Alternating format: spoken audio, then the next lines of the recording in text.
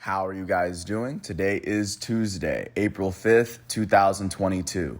I'm James Sims, and for this episode of The Elite, I'm going to review yesterday's Elite matchups and performances from Monday, April 4th, 2022. And of course, I'm going to preview everything that's going on today as we navigate through the world of sports one day at a time. Before I do so, I'm going to take a quick step back and look at where we are in the calendar year.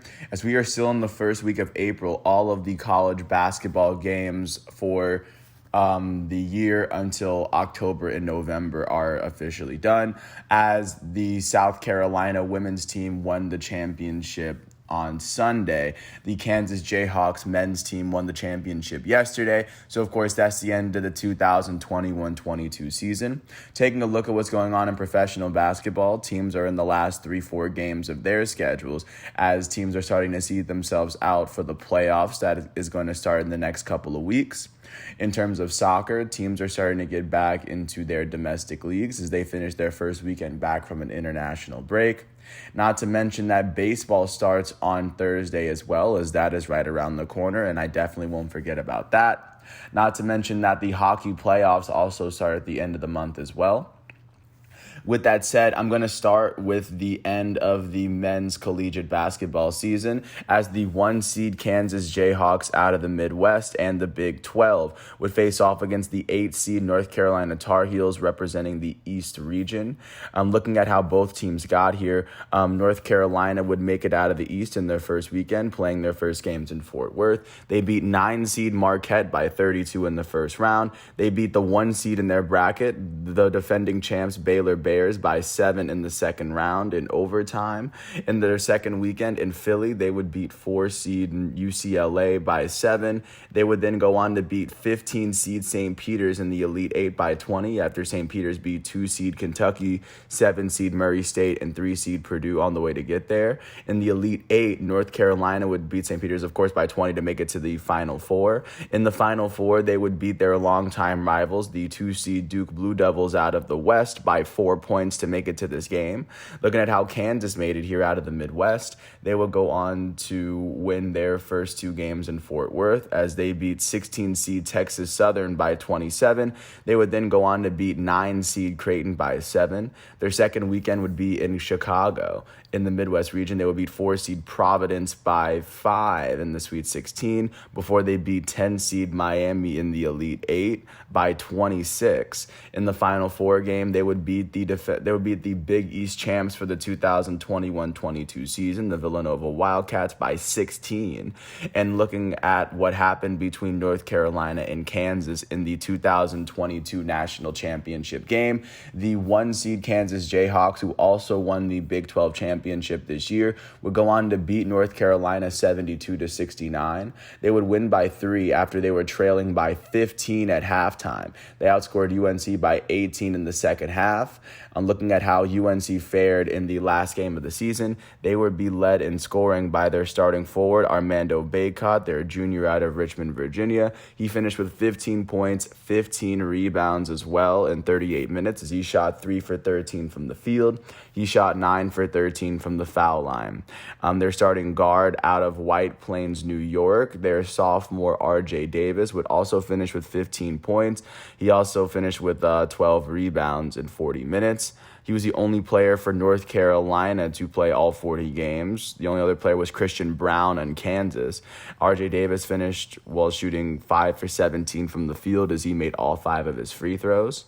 Carolina starting forward, their senior out of Hurrah, Oklahoma, Brady Manick, finished with 13 points, 13 rebounds, and 4 blocks in 36 minutes. He shot 4 for 8 from the field, and he would shoot 3 for 6 from 3. He would make both of his free throws on the night. North Carolina starting guard out of St. Louis, their sophomore Caleb Love, would go on to finish with 13 points in 36 minutes. He shot 5 for 24 from the field, and he would go on to make both of his free throws. And then, of course, off the bench, their guard Puff Johnson, their sophomore out of Moon Township, Pennsylvania, would go on to finish with 11 11 points and 6 rebounds in 18 minutes in his last game of the year as he shot 5 for 9 from the field. On the winning end of this matchup, the top-seeded Kansas Jayhawks, the only one seed to make it through the Sweet 16, would be led in scoring in their final game of the season by their forward duo of Jalen Wilson from Texas and David McCormick from Virginia. Jalen Wilson, their sophomore from Denton, Texas, will go on to finish with 15 points in 34 minutes as he shot 5 for 13 from the field, made all 4 of his free throws, tied for the game high in points. Kansas's starting forward, David McCormick, their senior out of Norfolk, Virginia, will go on to finish with 15 points and 10 rebounds in 29 minutes. He shot 7 for 15 from the field and 1 for 2 from the free throw line. Kansas's guard off the bench, Remy Martin, their senior out of Burbank, California, will go on to finish with 14 points in 21 minutes. He shot 5 for 9 from the field and 4 for 6 from 3. Kansas's starting guard, their junior out of Burlington, Kansas, Christian Brown, would play all 40 minutes of the game as he finished with 12 points and 12 rebounds. He shot 6 for 14 from the field. And then, of course, last but not least for Kansas, their starting guard, their senior out of Kansas City, the 2021-22 Big 12 Player of the Year, Ochai Agbaji, would finish with 12 points in 37 minutes. He shot 4 for 9 from the field, 1 for 4 from 3, and he shot 3 for 8 from the free throw line. With this win, the 1-seed Kansas Jayhawks out of the Big 12 will finish their 2021-22 season with a 34-6 record. And of course, with this win, this is their 4th national championship in their team's history. The last one they've won was in 2008. This is their 2nd championship of the 21st century. Their other 2 were in 1952 and in 1988. With this loss, the North Carolina Tar Heels will finish their 2021-22 season with a 29-10 record coming out of the ACC as they are the team that made it the farthest from their conference. Taking a look now at what is going on with college basketball isn't going to pick up until later this season. Congratulations to Kansas, a very good season from them beginning to end. Taking a look at what's happening in the professional level, there was no pro basketball yesterday, but taking a look at what's going on today, because yesterday was a break for the national championship, I imagine. At 8 o'clock in the United Center, the Chicago Bulls, who are currently holding the 5th best record in the East, tied with the Raptors, are going to host the defending champs Milwaukee Bucks, who are holding the 3rd best record in the East, tied with the Sixers. The Bulls enter this matchup having lost 6 of their last 10 games. They sit 3 games behind the Bucks at the moment as they have 4 games left in their schedule. The Bucks have lost their last 2 games, and they've only lost 4 of their last 10. They sit 2.5 games behind the Eastern Conference leading Miami Heat, as the Bucks have 4 games left in their schedule. Looking at the game that's coming on immediately after that, at 10:30 on NBA TV, the NBA leading Phoenix Suns are going to host the Los Angeles Lakers. The Suns enter this matchup having lost their last 2 games and 2 of their last 10. With 4 games left in their schedule, they sit 7 games ahead of the 2nd place Memphis Grizzlies, meaning that they already clinched the best record in the West. And just looking at where they are win percentage-wise, they already clinched the best record in the NBA. Right now, the Lakers have lost their last 6 games. That is the 2nd longest active losing streak in the West. They've lost 8 of their last 10. With 4 games left in their schedule, they sit 2 games behind the 10th place San Antonio Spurs in the Western Conference. Outside of those games, at 7:30, the Indiana Pacers are going to host the Philadelphia 76ers. The Pacers have failed to make the playoffs, but the Sixers are tied with the Bucks for the 3rd best record in the East, sitting half a game behind the 2nd place Celtics. At 7 o'clock, the Orlando Magic are going to host the Cleveland Cavaliers in Amway Center.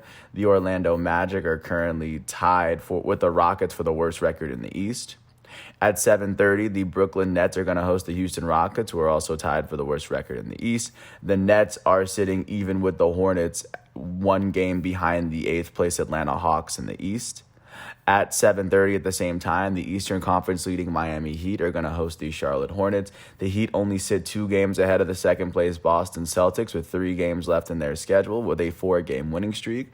At 7:30, the Toronto Raptors are going to host the Atlanta Hawks in Scotiabank Arena north of the border as the Raptors hold the 5th best record in the East, tied with the Bulls. They both sit 3 games behind the 4th place Spurs.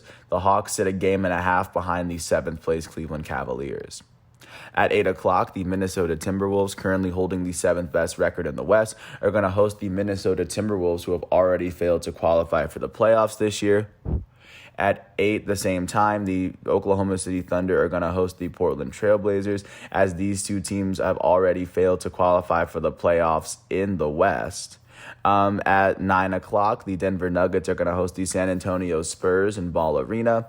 The Nuggets hold the fifth best record in the West, as the Spurs have already been eliminated from playoff contention. At 9 o'clock, the Utah Jazz are going to host the Memphis Grizzlies. The Jazz hold the sixth best record in the West, as the Grizzlies hold the second. At 10 o'clock, the Sacramento Kings are going to host the New Orleans Pelicans. As the Kings they've already failed to qualify for the playoffs, the Pelicans are holding the ninth best record in the West. And then that's what the NBA is looking like for today. Taking a look at what's going on with soccer overseas, the only big matchup that took place in England happened in Crystal Palace, as they hosted Arsenal. Crystal Palace would beat Arsenal 3-0, as two of their goals came in the first half. With this loss, Arsenal is currently sitting even with fourth place Tottenham in the table, with one less game played than Tottenham. They sit 5 points behind third place Chelsea. With this win, of course, it looks as though Crystal Palace is holding the ninth best record in England. They sit even with Leicester City, 12 points behind 8th place Wolverhampton.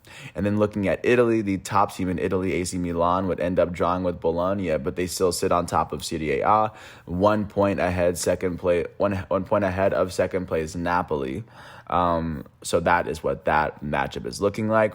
Taking a look at what is going on today. Today is going to be the first day of the first leg of the quarterfinal round of the Champions League. Taking a look at both matchups that are going to happen at 3 o'clock today. The first one is going to feature Benfica and Liverpool. I believe Benfica is the only team that is still representing Portugal this far in the leg. This would come after they finish second in their group, right behind Bayern and right ahead of Barcelona, before sending Barcelona to the this would be before sending Barca to Europa League. Not to mention that Benfica would make it to this stage after beating Ajax 3-2 on aggregates in the last round. Liverpool is coming into this matchup after finishing at the very top of their group in Group B, after not losing a game in group stage. In the round of 16, Liverpool would end up eliminating Inter 2-1 on aggregates, even though they lost their last matchup 1-0. So that first leg will be played today in Benfica. And looking at the second leg of this matchup at 3 o'clock, Manchester City, out of England, the current leaders of England, who won their Group A, are going to face off against Atletico Madrid, who would finish second in their group behind Liverpool. Looking at how Manchester City got here, they would beat Sporting 5-0 in the first leg and carry that aggregate score through the final and win it.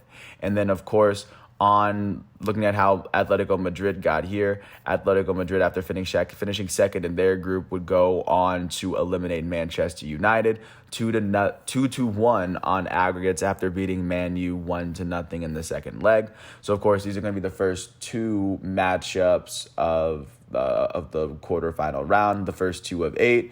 And we are going to inch our way through this round one day at a time, as, of course, the other 2 quarterfinal matchups are going to be taking place the other 2 first leg matchups are going to be taking place tomorrow. And then not to mention that we do have baseball around the corner. Baseball does start in a couple of days, but that's everything I have for you right now. I do want to thank the ESPN, the NCAA, the NBA, and the FIFA websites for giving me all the facts and figures that I need. Of course, congratulations to the 2021-22 Kansas Jayhawks. I will have a championship profile for them immediately after this. And, of course, I apologize if I butchered any of the names along the way. It's been an incredible journey, but we're just navigating through sports one day at a time. Once everything is done today, all the exhibitions and matchups, I'm going to come back tomorrow on Wednesday, April 6th for another episode. And until then, I want to thank everyone once again. I hope all is well, and I'll catch you with more tomorrow. Peace out. Thanks for listening to my piece. Today is Tuesday, April 5th, 2022. I'm James Sims, and this is The Elite.